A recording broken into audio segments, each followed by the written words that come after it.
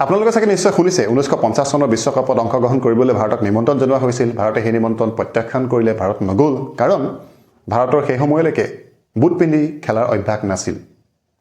কথাটো সম্পূৰ্ণ শুদ্ধ কিন্তু আচলতে নহয়।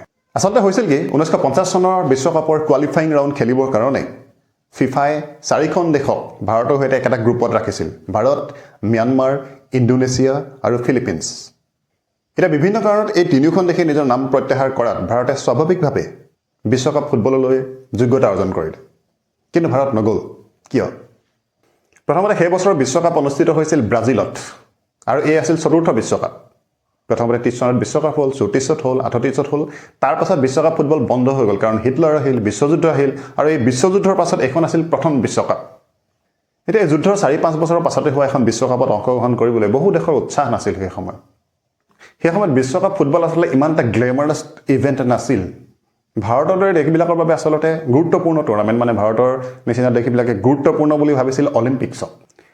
আৰু তাৰ প্ৰমাণ হিচাপে সেই বছৰ এছিয়াৰ কোনো এটা দলেও সেই বিশ্বকাপত অংশগ্ৰহণ কৰা নাছিল।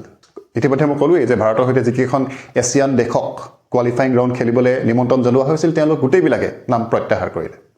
আৰু দ্বিতীয়তে আমাৰ দেশখন সেই সময়ত স্বাধীন হৈছিলহে আচলতে, গতিকে ইমান আৰ্থিকভাৱে স্বাৱলম্বী নাছিল। গতিকে দক্ষিণ আমেৰিকালৈ দল পঠাবৰ কাৰণে ইমানখিনি টকা খৰচ কৰাটো সেই সময়ত কোনেও আচলতে ভাৰতৰ মানুহে উচিত বুলি নাভাবিলে।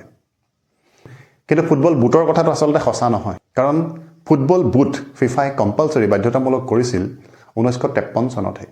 গতিকে ইচ্ছা কৰা হ'লে খালী ভৰিও ভাৰতে সেই বিশ্বকাপত অংশগ্ৰহণ কৰিব পাৰিলেহেঁতেন। গতিকে কথাটো হৈছে এইটো।